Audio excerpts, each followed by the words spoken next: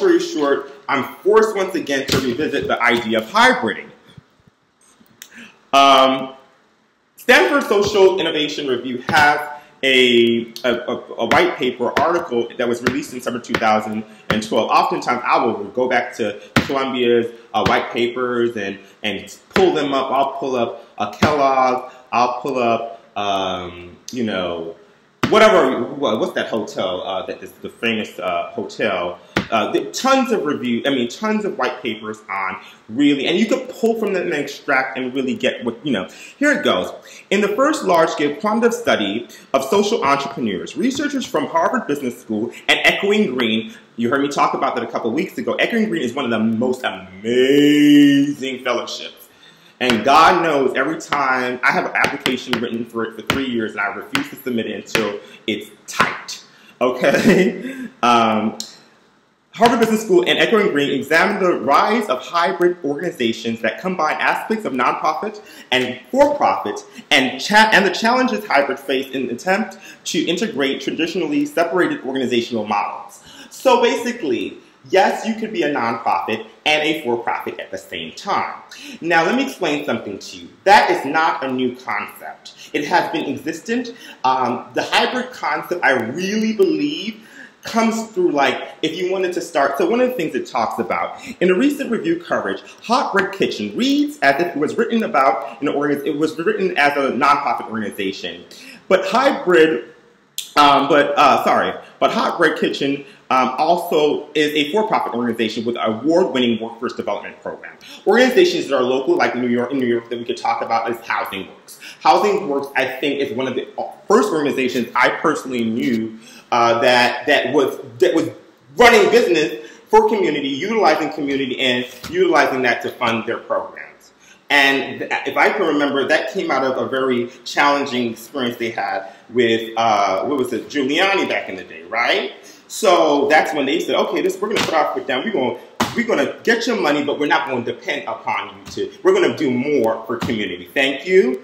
And so I think while there are a couple of organizations that have really tapped the hybrid concept, it's still not, I don't think, generally accepted. It's becoming more and more accepted now because even foundations are like Brooklyn Community Foundation, in my personal opinion, is a foundation that really embraces innovation. They embrace organizations becoming self-sufficient. Robin Hood is really like that too.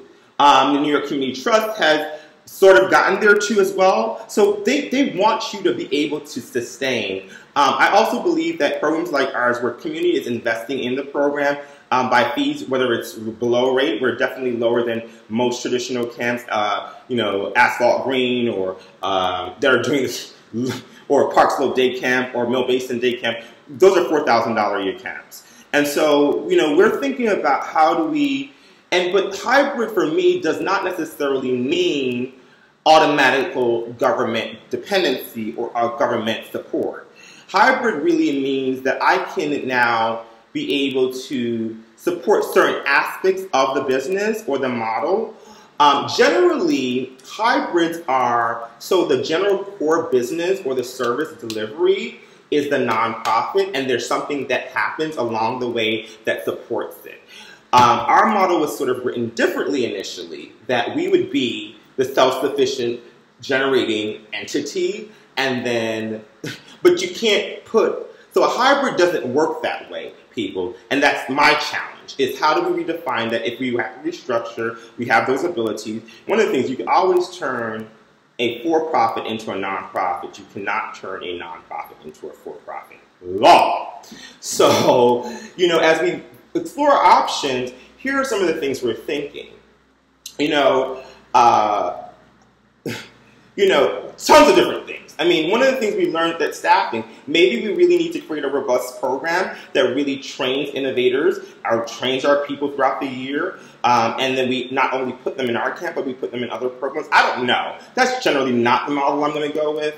And there are different organizations through our community that are doing. So one of the things I just wanted to come back and say that the experience for me, the cost of the experience, it's a lot right now for me. But honestly, it's like that big. And I've dealt with that big, actually, that big, dead serious. So this, it's just, I think, it was like a little bit of a shocker. It had that experience and the response.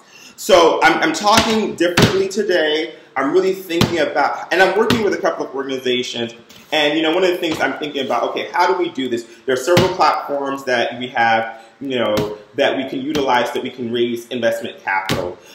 Two friends of mine this week ironically called me and said, hey, Andre, I want to start this type of business. What do you think? And my response is, if you can build your systems that connects you with your customers yourself, you can do anything you want. Because it's an open market space. The online Facebook, and let me explain something. It's an open market space, and so you don't need a whole lot. If you could create product, if it's soaps or whatever you want to do, you don't need a whole lot. It all is up here and drive. Every single parent that enrolled in Camp Bed-Stuy either spoke to me, recommended me, were recommended by me, or made contact with me. Half of them I knew and half of them I didn't know. And they all made their registrations through our online platform. We never collected one piece of paper, only medical forms, and we never collected, everything was signed online. Everything was online. Payment was made online. So people, believe in the fact that even though I'm challenged, I'm looking at this as an opportunity to really improve my model. Honest to God, Camp Bed-Stuy is just a tiny phase of what my ideas are long-term, what my goals are long-term. I really want to be a pipeline for innovation in emerging communities.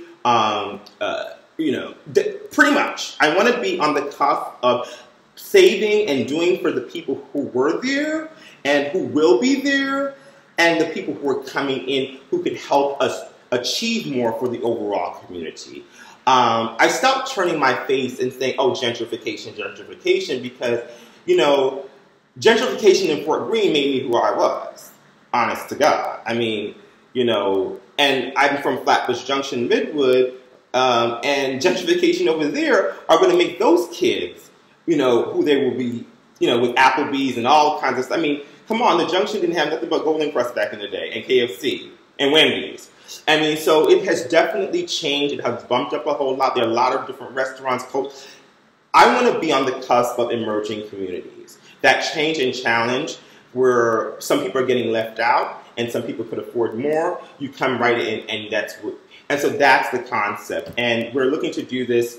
Honestly, I'm talking a whole lot, but I'm looking to do this. My next project might not be the kickoff project to this. You'd be operating this, but it probably won't be in New York.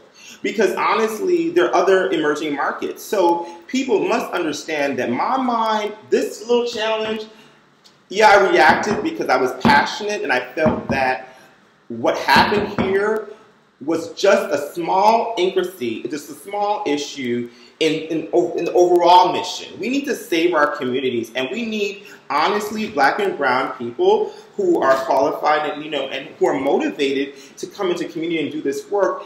It's tough. I'm an entrepreneur. I'm not anyone perfect. I'm not anyone 20 years experience in, but we need to support our entrepreneurs, and even when they're struggling and when they're facing challenges. Fortunately, I do believe that I will get through this very quickly. But for child, it's really not an issue, girl. I just have to pull the strings and make sure everything falls into place. And but we need to support each other a little bit more, and we need to be very careful about how that's done when it comes to the overall betterment of the community. It's not you or I, it's the overall betterment of the community. The benefactors of Camp Bed-Stuy is not Andre, clearly.